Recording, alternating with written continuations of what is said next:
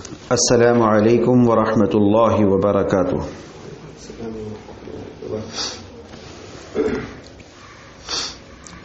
الحمد للہ رب العالمین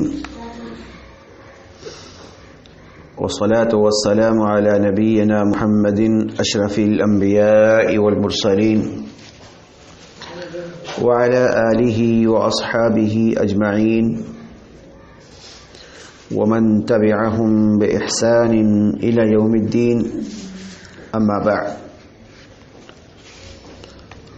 قال الله تبارك وتعالى في كتاب العظيم: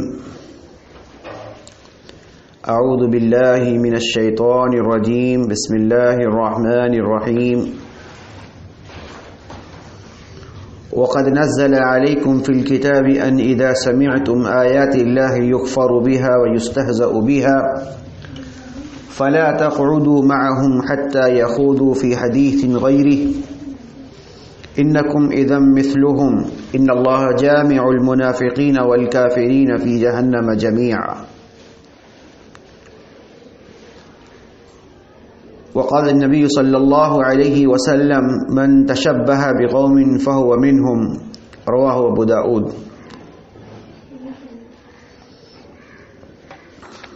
محترم خواتین اسلام،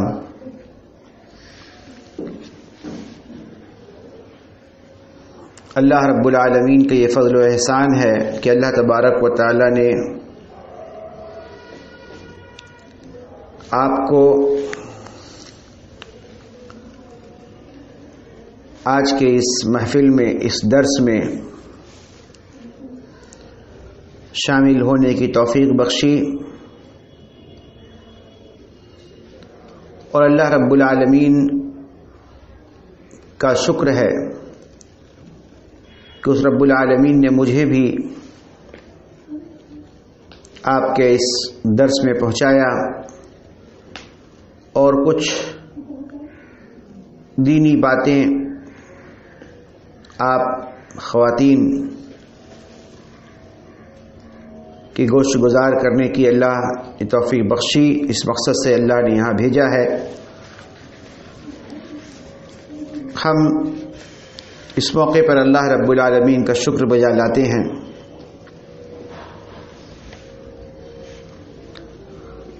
آج کے اس درس کا عنوان آپ خواتین کو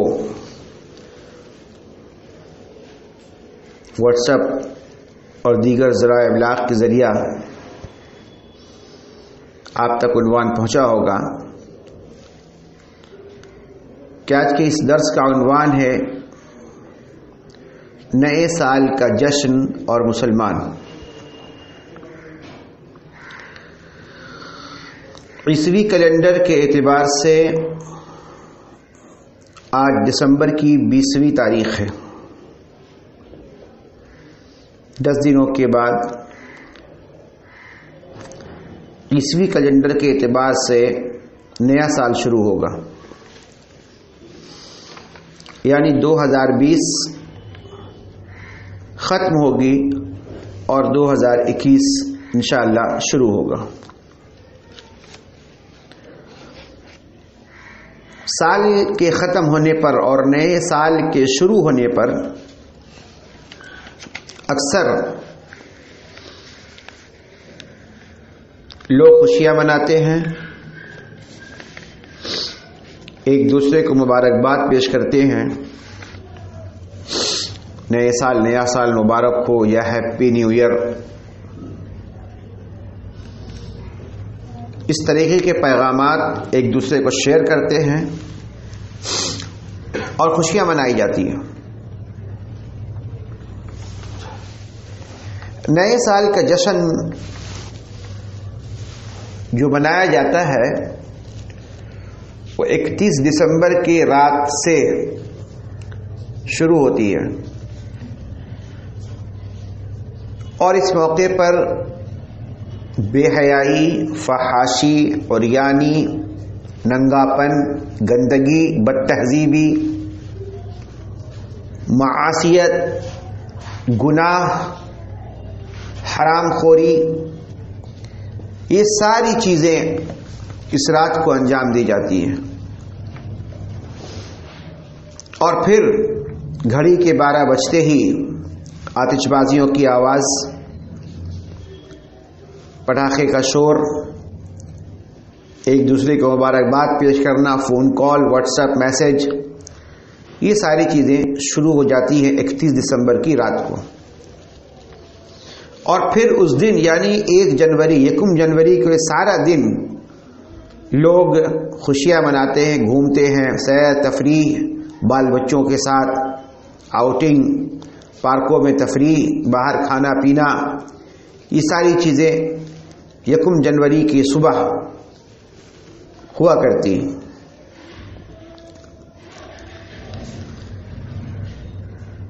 دیکھا جاتا ہے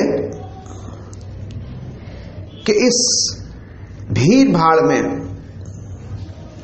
اس شور میں، اس ہنگامے میں جہاں دیگر مذاہب کے لوگ رہتے ہیں وہاں مسلمانوں کی ایک بڑی تعداد بھی نظر آتی ہے۔ افسوس کے ساتھ یہ کہنا پڑتا ہے کہ 31 دسمبر کی رات کو مسلم نوجوان، مسلمان لڑکے اور لڑکیاں بھی ایسے یعنی کہ فحش جگہوں پر جاتے، بھیڑ بھاڑ کی جگہ پر جہاں ایک گیدرنگ ہوتی ہے، لوگوں کی بھیڑ بھاڑ ہوتا ہے، لوگوں کا ایک دوسرے سے ٹچ ہونا، ملنا جلنا، یہ ساری چیزیں ہوتی ہیں۔ مسلم نوجوان لڑکے اور لڑکیاں بھی جاتی ہیں اور دیکھا جاتا ہے کہ بہت سارے حضرات پوری فیملی کے ساتھ، مسلمانوں کے اپنے پوری فیملی کو لے کر کے جاتے ہیں۔ آخر یہ معاملہ کہاں تک درست ہے؟ سب سے پہلی بات ہمیں یہ جان لینا چاہیے کہ ہم ایک مسلمان ہیں، اور ایک مسلمان کی زندگی آزاد زندگی نہیں ہے۔ ایک مسلمان شتر بے مہار نہیں ہے کہ وہ جس طرف چاہے، جہاں چاہے، جیسے چاہے کر لے، جو دل میں آیا وہ کیا، جیسے چاہے خوشیاں منا لے، جس دن چاہے خوشی منا لے، جس دن چاہے جو کر لے، جیسا چاہے کھا لے، جیسا چاہے پی لے، جیسی زندگی چاہے گزار لے، اور یہ کہے کہ یہ تو لائف سٹائل گزارنے کا اپنا اپنا طریقہ ہے، اس میں دین اور مذہب کو شامل کرنے کی ضرورت نہیں ہے۔ اگر کوئی ایسا کہتا ہے تو یقین مانے وہ بہت بڑی گمراہی میں ہے اور بڑی نادانی میں ہے۔ بحیثیت مسلمان ہم پابند ہیں، بحیثیت مسلمان ہم پابند ہیں۔ کس چیز کے پابند ہیں؟ قرآن اور سنت کے پابند ہیں۔ ہماری زندگی کا ایک ایک لمحہ قرآن اور سنت کا پابند ہے۔ ہمارا اٹھنا، ہمارا بیٹھنا، ہمارا سونا، ہمارا جاگنا، ہمارا کھانا، ہمارا پینا، ہمارے تعلقات، ہماری رشتہ داریاں، ہمارے کاروبار، ساری چیزیں ایک پابندی کے اندر، ایک باؤنڈری کے اندر ہے، جسے اللہ رب العالمین نے حدود کہا ہے۔ تلک حدود اللہ، یہ اللہ کی حدود ہے۔ اللہ رب العالمین نے کچھ باؤنڈریز لگائی، کچھ پابندیاں لگائی ہمارے لیے، اور ایک مسلمان کا کام کیا ہے کہ اپنی زندگی کے تمام کاموں کو اسی باؤنڈری کے اندر، اسی باؤنڈری کے اندر، لیول کے اندر رہ کر کے کرے۔ اور جو کوئی باؤنڈری کو کراس کرتا ہے، اللہ رب العالمین کے حدود کی خلاف ورزی کرتا ہے، جو تجاوز کرتا ہے، اس سے آگے بڑھتا ہے، اللہ رب العالمین نے فرمایا وَمَن يَتَعَدَّ حُدُودَ اللَّهِ فَأُولَٰئِكَ هُمُ الظَّالِمُونَ، جو لوگ اللہ رب العالمین کے حدود کی پابندی نہیں کرتے یا اس کے حدود سے آگے بڑھتے ہیں، اللہ رب العالمین نے فرمایا ہے فَأُولَٰئِكَ هُمُ الظَّالِمُونَ، یہ لوگ ظالم ہیں۔ اللہ رب العالمین نے ایسے لوگوں کو ظالم قرار دیا جو لوگ اللہ کے حدود کا خیال نہیں رکھتے۔ تو بحیثیت مسلمان ہم پابند ہیں، ایک باؤنڈری ہے، ہم ایک باؤنڈری بتائی گئی ہے، اپنے تمام کاموں کو اسی باؤنڈری کے اندر ہمیں رکھنا۔ آئیے اب سمجھنے کی کوشش کرتے ہیں کہ نیا سال یہ آخر ہے کیا، اور اس کی خوشی کی ابتدا کب سے ہوتی ہے۔ شاید ہم کو لگتا ہے کہ نئے سال کی خوشی ہم 31 دسمبر سے مناتے ہیں یا 1 جنوری سے مناتے ہیں، ایسی بات نہیں ہے۔ نئے سال کی ابتدا دراصل 25 دسمبر سے شروع ہو جاتی ہے۔ 25 دسمبر جسے عام طور پر ہم لوگ کرسمس کے نام سے جانتے ہیں، اس دن سے شروع ہوتی ہے۔ کیوں؟ اس لیے کہ عیسوی کیلنڈر جو ترتیب دی گئی ہے وہ عیسیٰ علیہ السلام کی پیدائش سے ترتیب دی گئی۔ تو بعض مورخین، اگرچہ اس میں اختلاف ہے، بعض مورخین کے مطابق حضرت عیسیٰ علیہ السلام کی پیدائش 25 دسمبر کو ہوئی، حالانکہ اختلاف اس میں ہے۔ بہرحال تو 25 دسمبر کو عیسیٰ علیہ السلام کی یوم پیدائش منائی جاتی ہے، اور اس دن جو عیسائی حضرات ہیں، کرسچن حضرات ہیں، اس دن خوشیاں مناتے ہیں۔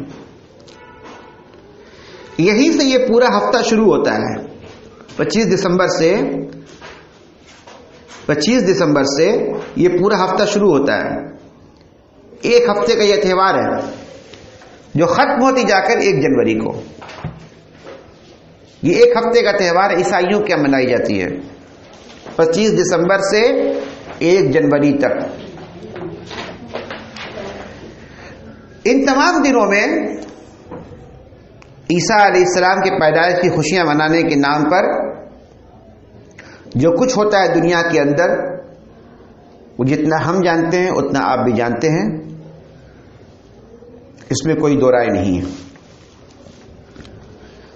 سب سے پہلی چیز یہ دیکھنا ہے ہمیں، سب سے پہلی بات یہ ہے کہ عیسیٰ علیہ السلام کی پیدائش کا جشن منانا 25 دسمبر کو جو لوگ کرسمس ڈے مناتے ہیں، یہ منانا کیسا ہے؟ تو میں آپ کو بڑی ذمہ داری کے ساتھ یہ بتانا چاہوں گا کہ یہ ایک خالص عیسائی تہوار ہے یہ، اور یہ صرف یوں ہی تہوار نہیں ہے، بلکہ اس کے پیچھے ایک عقیدہ رکھتے ہیں۔ عیسائی حضرات ایک عقیدہ رکھتے ہیں، اور وہ عقیدہ یہ ہوتا ہے جو ایک دوسرے کو مبارکباد پیش کرتے ہیں کرسمس ڈے کے موقع پر، میری کرسمس کے نام پر جو مبارکباد پیش کی جاتی ہے، یہ دراصل ایک گھٹیا عقیدہ ہے۔ اس کے اندر ایک بہت ہی گھٹیا عقیدہ جو شریعت کے دائرے میں اگر دیکھا جائے، شریعت اسلامیہ کے دائرے میں اگر دیکھا جائے تو ایک نہایت ہی شرکیہ عقیدہ ہے۔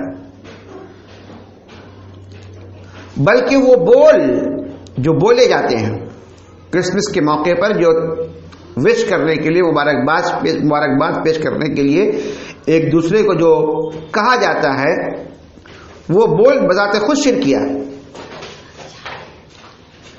عام طور پر اس کو نہ سمجھنے کی بنیاد پر مسلم نوجوان بھی ایک دوسرے کو اس دن مبارکباد پیش کرتے ہیں، تحفے تحائف دیتے ہیں، کارڈ تقسیم ہوتے ہیں، اور اب تو کارڈ کا زمانہ ختم ہو گیا، سب کچھ مصنوعی ہو گیا ہے، تو یہ چیز بھی مصنوعی ہو گئی۔ واٹس ایپ کے ذریعے لوگ بہت سارے فلاور اور بہت سارا جھوٹا موٹا گفٹ بنا کر کے لوگ پیش کر دیتے ہیں۔ بہرحال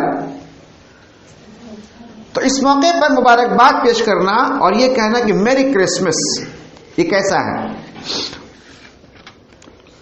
یہ میری کرسمس یا کرسمس ڈے کے دن مبارکباد پیش کرنا جو کفریہ اور شرکیہ عقیدہ اس کے پیچھے کار فرما ہے جو موجود ہے عیسائیوں کے ہاں، وہ یہ ہے کہ آج کے دن یعنی 25 دسمبر کو نعوذ باللہ ثم نعوذ باللہ اللہ رب العالمین نے بیٹا جنا ہے۔ اللہ رب العالمین نے بیٹا جنا آج کے دن۔ اسی کی مبارکباد لوگ ایک دوسرے کو دیتے ہیں اس قول سے، اس بات سے جسے اب کہا جاتا ہے میری کرسمس، ہیپی کرسمس ڈے۔ اس کے نام سے جو پیغامات دیے جاتے ہیں، اس کا خاموشی سنیں گے مہربانی کر کے، ذرا سا توجہ چاہوں گا میں آپ لوگوں کی۔ جو کہا جاتا ہے یہ دراصل یہی ہے کہ آج کے دن اللہ نے بیٹا جنا۔ کیا ایک مسلمان اس جملے کا اقرار کر سکتا؟ کیا ایک مسلمان اس جملے کے ذریعے لوگوں کو مبارکباد پیش کر سکتا؟ شریعت نے کیا تعلیم دی؟ سب سے پہلی بات دیکھیے، اللہ رب العالمین نے قرآن کریم کے سورہ مریم میں ارشاد فرمایا ہے وَقَالُوا اتَّخَذَ الرَّحْمَنُ وَلَدًا۔ ان کا کہنا ہے کہ رحمان نے بھی اولاد اختیار کی ہے. اللہ بھی بیٹا رکھتا ہے, اللہ بھی بیٹا رکھتا ہے. کون کہتا ہے؟ عیسائی حضرات کہتے ہیں. حضرت عیسیٰ علیہ السلام کو سن آف گاڈ کہتے ہیں, یہ اللہ رب العالمین کا بیٹا ہے. قرآن نے انکار کیا. قرآن نے کہا کہ عیسیٰ علیہ السلام کے باپ نہیں ہیں. یہ معجزہ کے طور پر اللہ رب العالمین نے مائے مریم جو پاکیزہ تھیں, جن کو کسی مرد نے نہیں چھوا, ان سے اللہ رب العالمین نے عیسیٰ علیہ السلام کو پیدا کیا. لیکن عیسائیوں کا عقیدہ ہے کہ اللہ رب العالمین بیٹا جنتا ہے اور عیسیٰ علیہ السلام اللہ کے بیٹا تھے. تو اللہ رب العالمین نے فرمایا وَقَالُوا اتَّخَذَ الرَّحْمَنُ وَلَدًا, ان کا کہنا ہے کہ رحمان نے بھی اولاد اختیار کی ہے. اللہ فرماتا ہے لَقَدْ جِئْتُمْ شَيْئًا إِدًّا, لَقَدْ جِئْتُمْ شَيْئًا إِدًّا, یقیناً تم بہت بری اور بھاری چیز لاتے ہو. اللہ رب العالمین کے شان کے خلاف بڑا ہی نازیبا اور بہت ہی یعنی کہ جس کو کہتے گالی کا جملہ کہنا, یہ ایسا جملہ ہے کہ اس جملے کے ذریعے تم اللہ رب العالمین کو گالی دے رہے. لقد جئتم شیئا ادا, بہت ہی بکواس یعنی فضول بات, بہت ہی بری بات تم نے اللہ کے بارے میں کہہ دی. لقد جئتم شیئا ادا. کیا ہوتا ہے ایسے جملہ کہنے سے؟ اللہ رب العالمین نے فرمایا تکاد السماوات یتفطرن منہ وتنشق الارض وتخر الجبال هدا. اللہ رب العالمین نے فرمایا اس جملے کے کہنے کی وجہ سے, کس جملے کے کہنے کی وجہ سے؟ یہ جو کہا جاتا ہے 25 دسمبر کو میری کرسمس یا ہیپی کرسمس ڈے یا کرسمس ڈے مبارک ہو, یہ جو کہا جاتا ہے اس جملہ کے کہنے کی وجہ سے اللہ رب العالمین فرماتا ہے قریب ہے کہ ان کے اس قول کی وجہ سے آسمان پھٹ پڑے. وَتَنشَقُّ الْأَرْضُ, اور زمین شق ہو جائے, زمین پھٹ جائے. وَتَخِرُّ الْجِبَالُ هَدًّا, اور پہاڑ ریزہ ریزہ ہو کر بکھر جائے. یہ اتنی بڑی اور بری بات اللہ رب العالمین کے شان میں کہی لوگوں نے. کہا کہ اللہ بیٹا رکھتا ہے, اللہ بیٹا پیدا کرتا ہے, اللہ نے بیٹا پیدا کیا. ان دعوا للرحمن ولدا, کہ وہ رحمان کی اولاد ثابت کرنے بیٹھ گئے کہ رحمان بھی تو اولاد رکھتا ہے, اللہ بھی اولاد رکھتا ہے.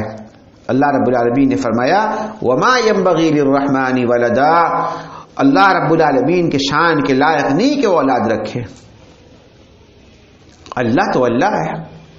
اللہ رب العالمین نے اپنی شان کو قرآن کریم کے سورہ اخلاص میں بیان فرمایا قل هو اللہ احد, کہہ دیجئے کہ وہ اللہ ایک ہے.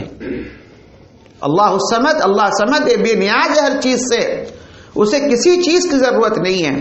صمد کے معنی بہت ہی وسیع ہے, یہ وقت نہیں کہ میں صمد کے معنی مفہوم میں آپ کے سامنے بیان کروں. ہر چیز سے بے نیاز ہے وہ. لم یلد ولم یولد, نہ اس نے کسی کو پیدا کیا نہ وہ کسی کا پیدا کیا ہوا ہے, نہ اس کا کوئی باپ ہے نہ وہ کسی کا باپ ہے. یہ تو اس کے شان کی خلاف ہے اللہ رب العالمین کے. اگر اللہ رب العالمین اولاد رکھنے لگے یا اللہ رب العالمین کسی کا اولاد ہو تو اللہ ہے کہاں وہ؟ یہ تو اللہ رب العالمین کے شان کے خلاف بات ہے. وما ينبغي للرحمن ولدا, رحمان کے شان کے خلاف بات ہے کہ وہ اولاد رکھے. تو اللہ رب العالمین نے قرآن کریم کے سورہ مریم میں وضاحت کے ساتھ بیان فرمایا کہ جو لوگ ایسی باتیں زبان سے نکالتے ہیں 25 دسمبر کے دن, دراصل وہ شرکیہ اور کفریہ عقیدہ رکھنے والے ہیں اور زبان سے کفریہ بولتے ہیں. لیکن ہم جس ماحول میں رہتے, جس معاشرے میں رہتے ہیں, ایک مکس معاشرہ ہمارا, مخلوط معاشرہ ہے. ہمارے یہاں ہر کوئی نظر آتے ہیں, مسلمان بھی ہے, غیر مسلم بھی ہے, کرسچن بھی ہے, اور ہمارے دوست احباب کا بھی جو سرکل ہے کافی وسیع ہے, اس پہ بھی ہر کوئی نظر آتے ہیں. غیر مسلم میں سے ہندو بھی ہے, مسلم میں اور کرسچن بھی ہے, سارے لوگ نظر آتے ہیں. لہٰذا ایسے موقع پر ہم یہ سمجھتے ہیں کہ ہم ان کو بھائی چارگی کے ناطے ان کو مبارکباد پیش کریں، یا کوئی ہم کو مبارکباد پیش کرتا ہے تو ہم اس کا رپلائی کریں، ہم اس کو یہ سمجھتے ہیں۔ حالانکہ ہم غور کریں کہ کس قدر کفریہ اور شرکیہ عقیدہ ہے، اور جو بولا جاتا ہے وہ کتنا گھٹیا جملہ ہے کہ اس بات کے ذریعے ہم اللہ رب العالمین کے شان میں کس قدر گستاخی کرتے ہیں۔ لہذا 25 دسمبر کے دن اگر کوئی ایسا کرتا ہے دراصل وہ گنہگار ہے۔ دوسری چیز، اللہ رب العالمین نے ایک اصول بتایا ہے ہمیں۔ ہم کہتے ہیں کہ بھائی دوستی ہے، فرینڈ سرکل میں ہی ایک ساتھ اٹھنا ہے، بیٹھنا ہے، ہم ان میں شامل ہوتے ہیں، وہ ہم میں شامل ہوتے ہیں، اس پہ کیا برائی ہے، کیا حرج ہے؟ ہم دیکھتے ہیں کہ ہندوؤں کا تہوار آتا ہے تو بہت سارے مسلمان بھی شامل ہو جاتے ہیں، اور اب تو مسلمان شان سمجھتے ہیں پوجا پر مبارکباد دینا۔ بھائی ہمارے فرینڈس سرکل جو ہے کافی وسیع ہے، ان کے ساتھ اٹھنا بیٹھنا، اب اس کا تہوار ہے تو کیا ہم اس کو مبارکباد نہیں دیں؟ وہ ہم کو عید کی مبارکباد پیش کرتا ہے، رمضان کی مبارکباد پیش کرتا ہے ہمیں، تو ہم کیا اس کو پوجا کی مبارکباد پیش نہیں کریں؟ کیا ہم اس کے ساتھ جا کر شامل نہ ہو جائیں؟ کیا ہونا چاہیے؟ شامل ہو جانا چاہیے یا نہیں شامل ہونا چاہیے؟ قرآن کیا کہتا ہے؟ میں نے پہلے ہی کہا کہ دیکھیے ہم مسلمان ہیں، ہمیں ایک باؤنڈری کے اندر رہنا ہے، ہمارے لیے ایک حدود متعین کر دیا گیا ہے، ہم اپنے حدود سے باہر نہیں جا سکتے ہیں۔ اگر ہم اپنی باؤنڈری کو، اپنے لمٹ کو کراس کرتے ہیں تو ہمارا اسلام، ہمارا ایمان خطرے میں پڑ جاتا ہے۔ اور اب یقین مانیے کہ اسلام اور ایمان کی نعمت دنیا کی تمام نعمتوں سے عظیم تر ہے، لہذا ہمیں ہر معاملے میں اپنی باؤنڈری کا خیال رکھنا چاہیے، ہماری لمٹ کہاں تک، ہماری باؤنڈری کہاں تک ہے۔ تو ایسے لوگوں کے ساتھ اٹھنا بیٹھنا، ایسے لوگوں کے پروگرام میں شامل ہونا، اور ایسے گیدرنگ میں جہاں پر یہ ساری باتیں ہوتی ہیں، چاہے وہ کرسمس کے موقع پر ہو یا کسی اور غیر مذہب کے تہوار کے موقع پر ہو، یا خود میں ایک معاملہ اور کلیئر کر دوں۔ ابھی تک بات آئی آپ کے سامنے غیر مسلموں کے بارے میں، چاہے وہ غیر مسلم ہندو ہو یا کرسچن ہو یا کوئی اور ہو۔ اب آ جائیے مسلمانوں میں بہت سارے لوگ ایسے جو ایسا عقیدہ رکھتے ہیں، جو کفریہ اور شرکیہ عقیدہ رکھتے ہیں، اور کچھ ایسے جملے، کچھ ایسے بول، کچھ ایسے نعرے لگائے جاتے ہیں محفلوں میں، تو کیا ان محفلوں میں بھی بیٹھ سکتا ہے مسلمان؟ یہ نہیں بیٹھ سکتا۔ قرآن کیا کہتا ہے ہمیں؟ اللہ رب العالمین نے سورہ نساء آیت نمبر 184 میں فرمایا وَقَدْ نَزَّلَ عَلَيْكُمْ فِي الْكِتَابِ أَنْ إِذَا سَمِعْتُمْ آيَاتِ اللَّهِ يُكْفَرُ بِهَا وَيُسْتَهْزَأُ بِهَا فَلَا تَقْعُدُوا مَعَهُمْ حَتَّى يَخُوضُوا فِي حَدِيثٍ غَيْرِهِ۔ اللہ رب العالمین نے فرمایا کہ اور تحقیق کے نزل علیکم فی الکتاب، اس کتاب میں نازل کر دی گئی تم پر، یعنی کہ قرآن کریم میں یہ بات بیان کر دی گئی ہے۔ کیا بات بیان کی گئی ہے؟ ان اذا سمعتم آیات اللہ، کہ تم کوئی ایسی بات سنو اپنے کان سے جہاں آیات اللہ یکفر بہا، جہاں اللہ رب العالمین کی آیت کا انکار کیا جاتا ہو، اور یستہزأ بہا، یا اس کا مذاق اڑایا جاتا ہو۔ اللہ کی آیات کے ساتھ، اللہ رب العالمین کی آیتوں کے ساتھ جہاں ہنسی کی جاتی ہو، جہاں چھیڑ چھاڑ کی جاتی ہو، یا اس کا انکار کیا جاتا ہو، ایسی باتیں جب تم کسی مجلس میں سنو، کسی محفل میں سنو، تو اللہ رب العالمین نے فرمایا فَلَا تَقْعُدُوا مَعَهُمْ، تب تم اس محفل میں مت بیٹھو، اس مجلس میں مت بیٹھو، اس بھیڑ میں مت جاؤ، اس ہال میں مت جاؤ، اس جلسے جلوس میں مت جاؤ، اس گیدرنگ اور اس بھیڑ بھاڑ کی جگہوں میں مت جاؤ جہاں اللہ رب العالمین کی آیتوں کا مذاق اڑایا جا رہا ہے۔ ایک طرف اللہ رب العالمین اپنی آیت میں کھول کر بیان کر رہا ہے کہ لم یلد ولم یولد وما ينبغي للرحمن ولدا، اللہ رب العالمین جہاں کھول کر بیان کر رہا ہے کہ رحمان کے شان کے خلاف ہے کہ رحمان اولاد رکھے، لم یلد ولم یولد، وہ نہ کسی کا باپ ہے نہ کسی کا بیٹا ہے۔ جب اللہ رب العالمین اپنی آیتوں میں ان باتوں کو کھول کر وضاحت کے ساتھ بیان فرما رہا ہے، اور وہاں اللہ کی آیتوں کا انکار ہو رہا ہے، وہ کہا جا رہا ہے کہ آج اللہ نے بیٹا جنا ہے، عیسیٰ علیہ السلام اللہ کے بیٹا ہے۔ کوئی اگر مندر میں پوجا کر رہا ہے تو اللہ رب العالمین کہ صفات کو کسی اور میں شامل کر رہا ہے. اگر کوئی مسلمان ہی نام لینے والا اپنا رکھنے والا ہے کسی ایسی مجلس کو منعقد کر رہا ہے جہاں اللہ رب العالمین کے صفات اور کمالات و اختیارات میں کسی اور کو شامل کر رہا ہے, تو ایسی مجلس میں بھی بیٹھ کر ہمیں نہیں بیٹھنا چاہیے, کیونکہ اللہ رب العالمین کی آیتوں کا انکار ہو رہا ہے یا اس کے ساتھ مذاق اڑایا جا رہا ہے. تو اللہ رب العالمین نے فرمایا فلا تقعدوا معهم حتى يخوضوا في حديث غيره, یہاں تک کہ ان باتوں کے علاوہ کوئی دوسری بات اور نہ کرنا شروع کر دے. یعنی کہ ایسی انکار والی بات, کفریہ بات, شرکیہ بات, جب تک ایسی باتیں اس مجلس میں ہو رہی ہیں, اس محفل میں ہو رہی ہیں, ہم کو وہاں نہیں بیٹھنا ہے. ہاں اگر اس کے علاوہ کوئی اور بات وہاں ہونا شروع ہو جائے تو ہم بیٹھ سکتے ہیں. اب سماج میں رہتے ہوئے کبھی کبھار ایسا ہوتا ہے کہ کوئی ایسا پروگرام ہوتا ہے جہاں مکس لوگ رہتے ہیں, دیگر مذاہب کے بھی لوگ ہیں, وہاں بھی آپ کو دعوت دی گئی ہے, بحیثیت مسلمان آپ کو بلایا گیا ہے. ایسا ہوتا ہے اکثر. کیا کیا جائے ایسے موقع پر؟ اس آیت کریمہ کو خاص خیال رکھنا چاہیے. جب تک ان کے اپنی دھارمک باتیں ہو رہی ہیں, شرکیہ کلام پڑھا جا رہا ہے, شرکیہ باتیں ہو رہی ہیں, کفریہ عقیدہ زبان سے نکالا جا رہا ہے, تب تک آپ اس کو بائیکاٹ کیجئے, وہاں سے دور رہیے. کوئی اور بات پولیٹیکل ایشو پر بات کرنی ہے, سماجی حالات پر بات کرنی ہے, جب ایسی باتیں شروع ہو تو اب جا کے شامل ہو سکتے ہیں. فلا تقعدوا معهم حتى يخوضوا في حديث غيره انكم اذا مثلهم.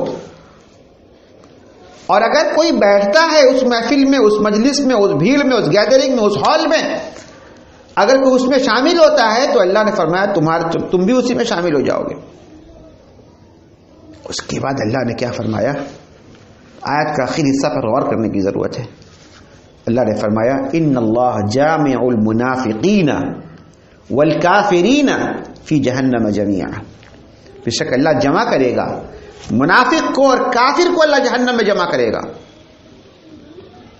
یہ زبردست وعید ہے. یہاں پر جو لوگ دنیا کے اندر اسلام کا لبادہ اوڑھ کر ہر جگہ چلے جاتے ہیں, ہر محفل میں چلے گئے, ہر مجلس میں چلے گئے, ہر پارٹی کو اٹینڈ کر لیا, 25 دسمبر کی پارٹی بھی اٹینڈ کر رہے ہیں, 31st نائٹ کی پارٹی بھی اٹینڈ کر رہے ہیں, نئے سال کی پارٹی کو بھی اٹینڈ کر رہے ہیں, اور غیر مسلموں کے تہوار کو بھی اٹینڈ کر رہے ہیں, سب جگہ چلے جا رہے ہیں.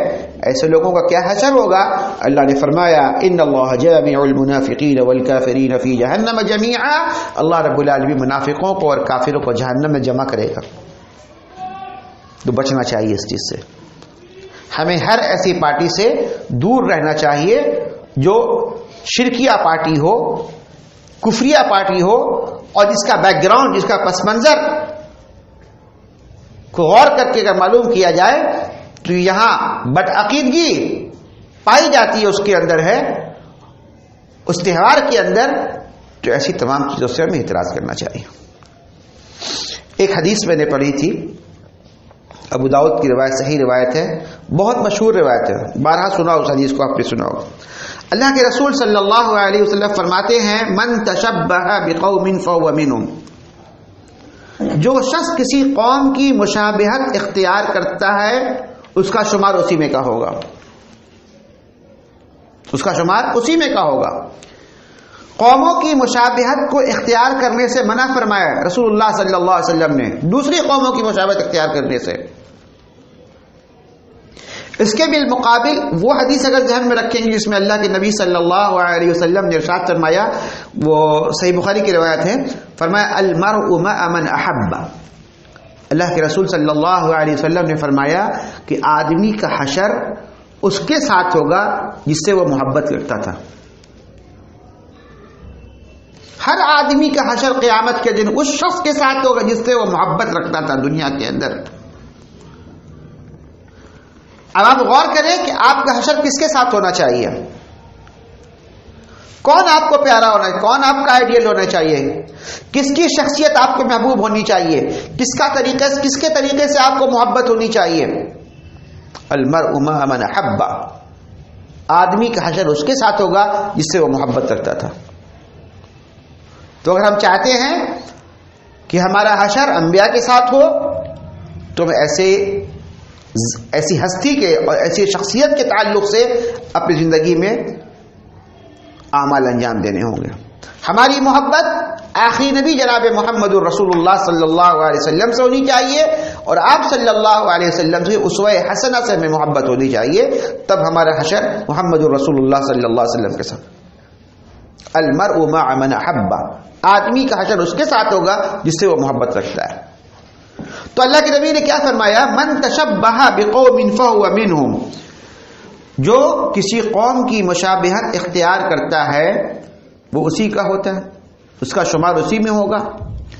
تو 25 دسمبر کو عیسیٰ علیہ السلام کی یوم پیدائش منانا یہ عیسائیوں کا تہوار ہے، اور نہ صرف یہ کہ تہوار بلکہ اس کے پس منظر میں یہ بدعقیدگی ہے کہ اللہ رب العالمین نے عیسیٰ علیہ السلام کو جنا. نعوذ باللہ، یہ بالکل بدعقیدگی سے پر تہوار ہے. تو ہم ایسے تہوار میں کیسے شامل ہو سکتے ہیں؟ ایک تو بدعقیدگی والا تہوار، دوسرا یہ کہ قوموں کی مشابہت، دوسرے قوم کا طریقہ. لیکن افسوس کی بات یہ ہے کہ آج مسلمانوں کو دوسری قوم سے بڑی محبت ہے. دوسرے قوموں کے طریقے سے، ان کے کلچر سے مسلمانوں کو بڑی انسیت ہو گئی، بڑا لگاؤ ہے ہمیں ان سے.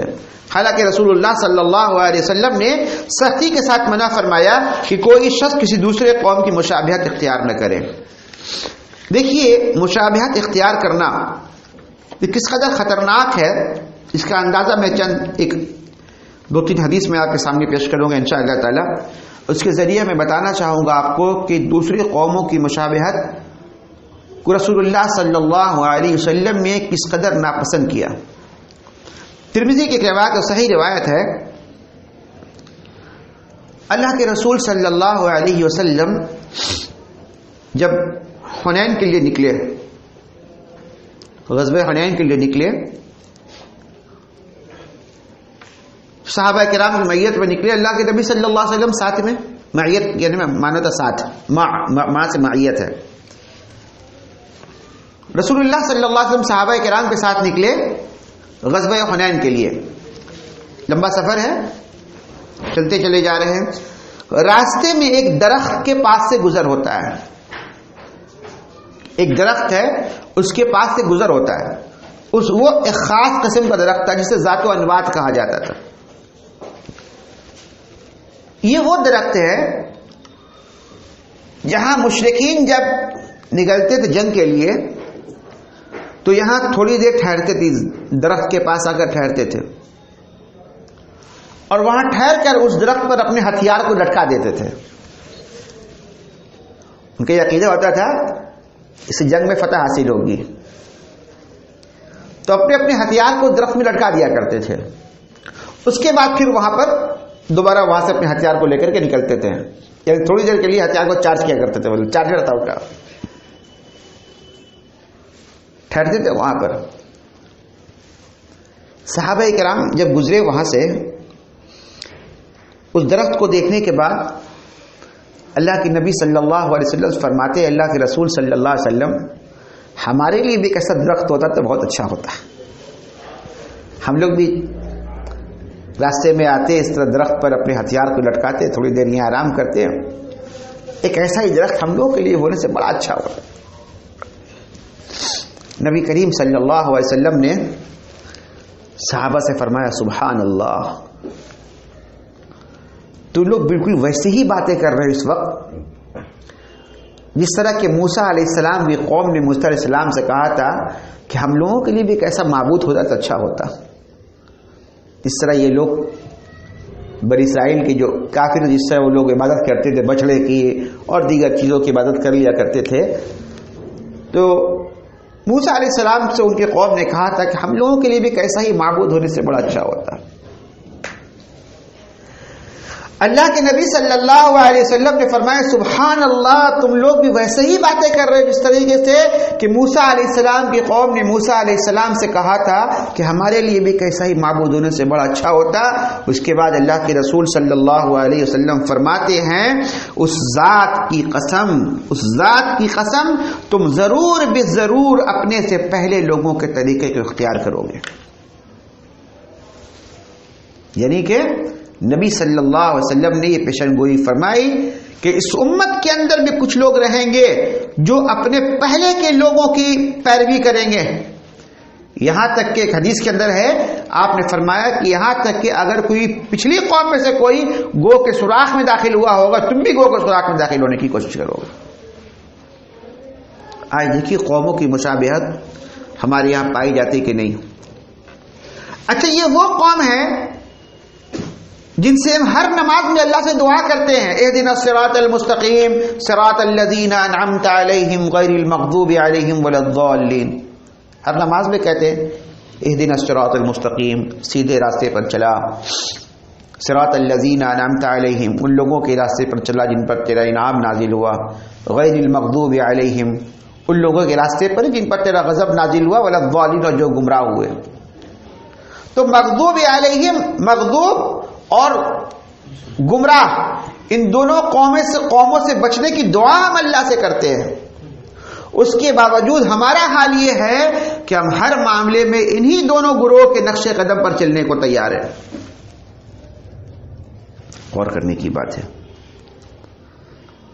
تو اللہ کے رسول صلی اللہ علیہ وسلم نے عقیدے میں بھی مشابہت سے ممانعت فرمائی کہ اگر کوئی ایسا عقیدہ رکھتا ہے کہ اس درخت کے اندر، اس درخت پر اگر اپنے تلوار کو، اپنے ہتھیار کو لٹکا دیا جائے جس سے فتح حاصل ہو جائے گی، تو کوئی مسلمان بھی ایسا عقیدہ نہیں رکھ سکتا ہے۔ مشابہت ہے عقیدے میں، منع فرمایا رسول اللہ صلی اللہ علیہ وسلم نے۔ اسی طریقے سے عبادات کے اندر بھی، جو بھی عبادت ہم کرتے ہیں ان عبادتوں میں بھی مشابہت کرنے سے رسول اللہ صلی اللہ علیہ وسلم نے منع فرمایا۔ مشہور حدیث آپ نے سنی، وہ مسند احمد کی روایت، یوم عاشورہ کا روزہ،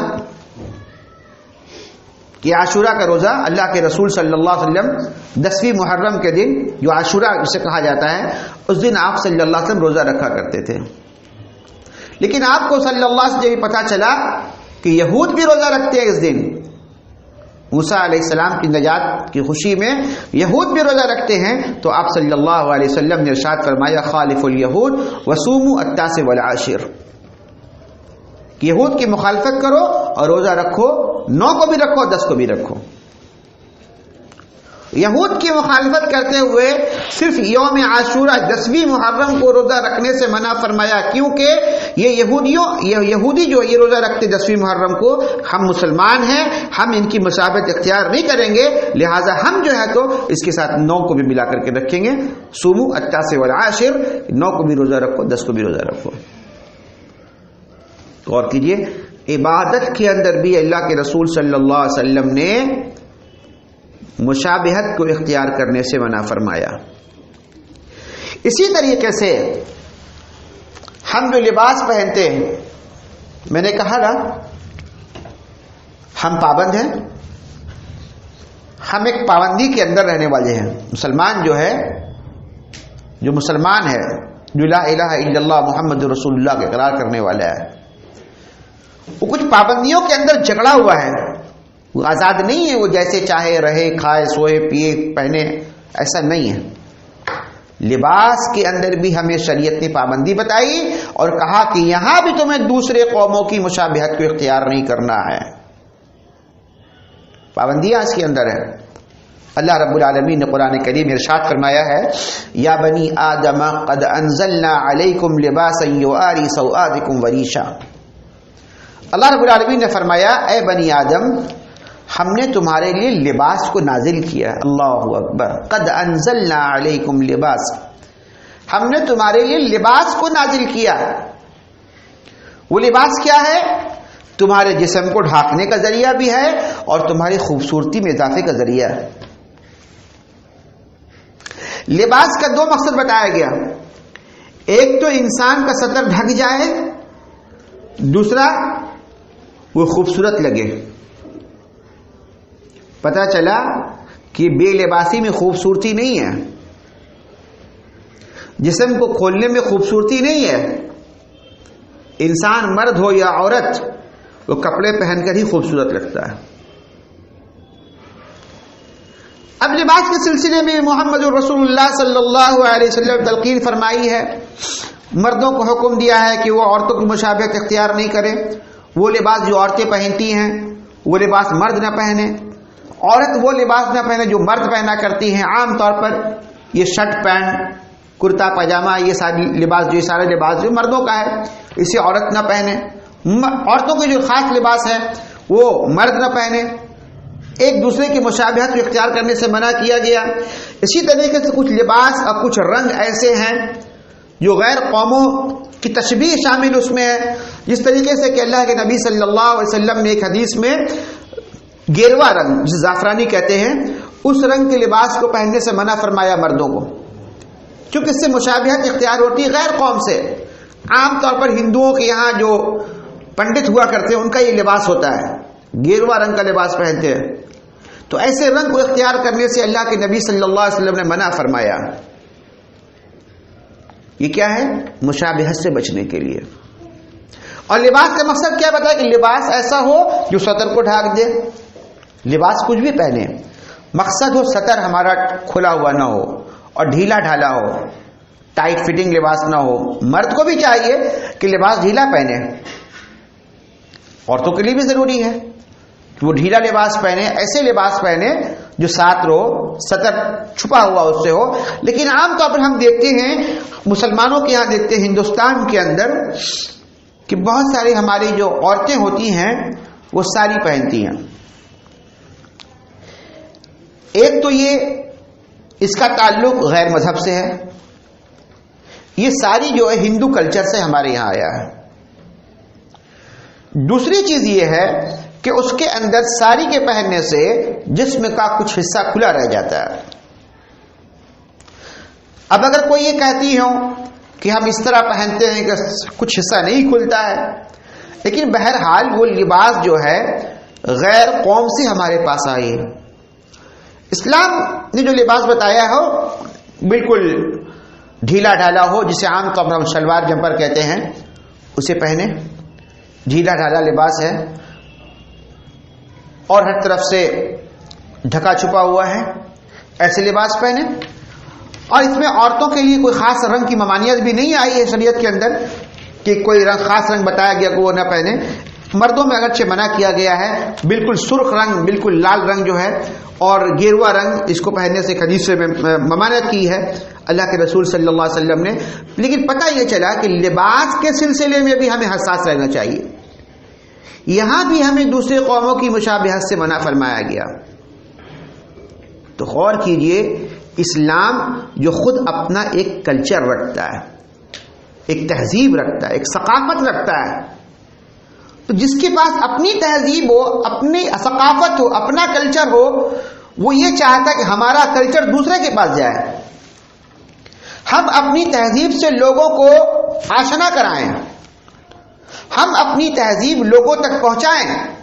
ایک انسان دکان کھولتا ہے کاروبار کرنے کے لیے، وہ کیا چاہتا ہے کہ میرے گراہک دوسرے کے پاس چلے جائے. وہ چاہتا کہ کچھ لوگ اور میرے پاس، کچھ اور گراہک میرے پاس آ جائیں.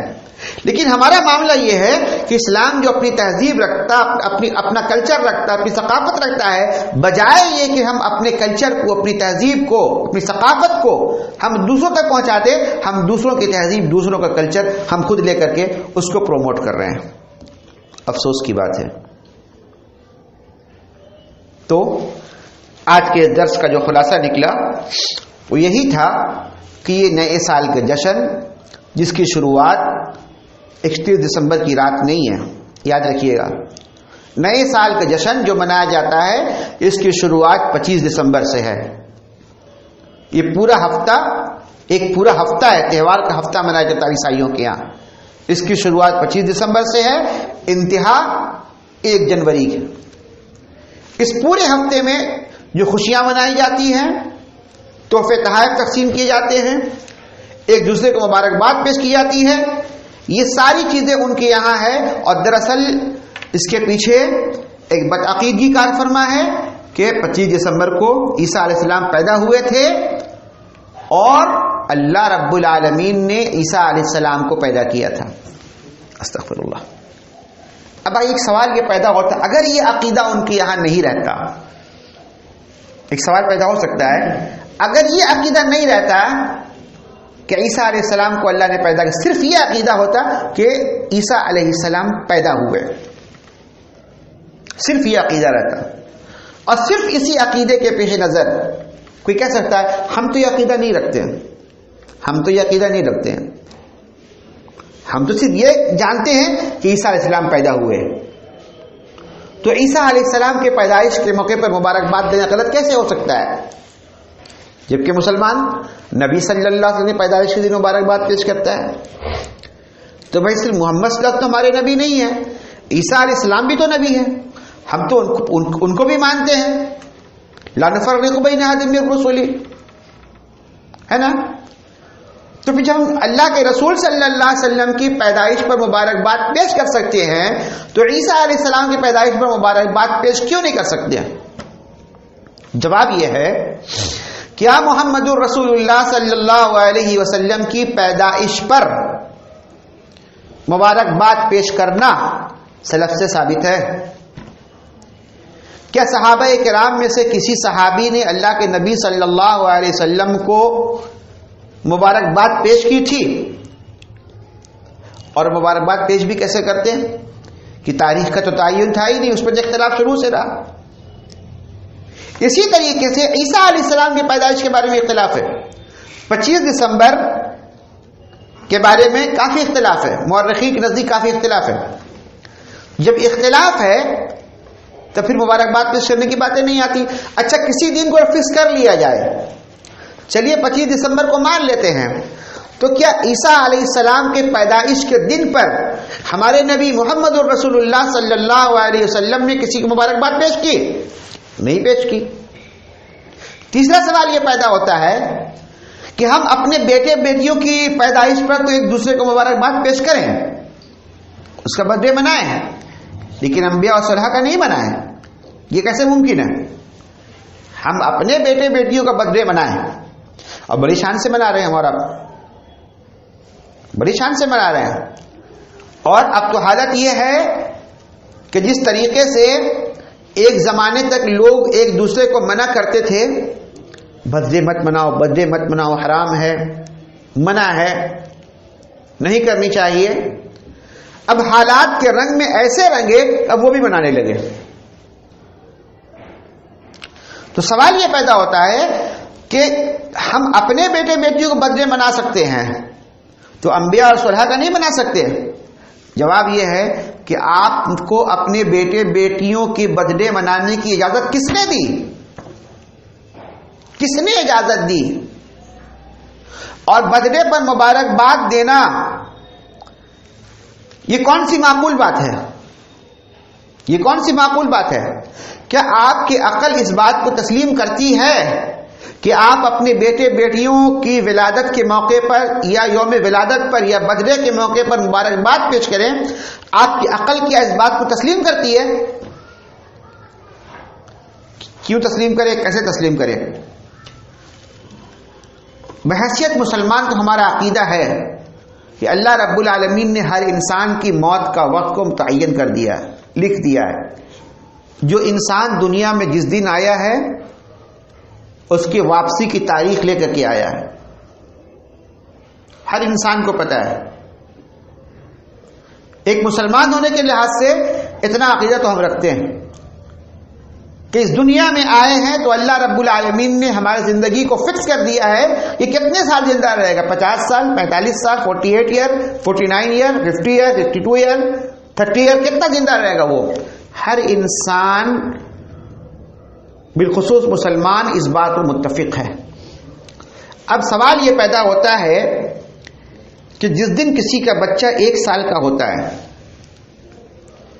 اگر اللہ نے اس کی زندگی 50 ایئر لکھی ہے تو 1 سال جس دن ہوتا ہے اس دن اس کے بیٹے کی زندگی کا 1 سال کم ہو گیا.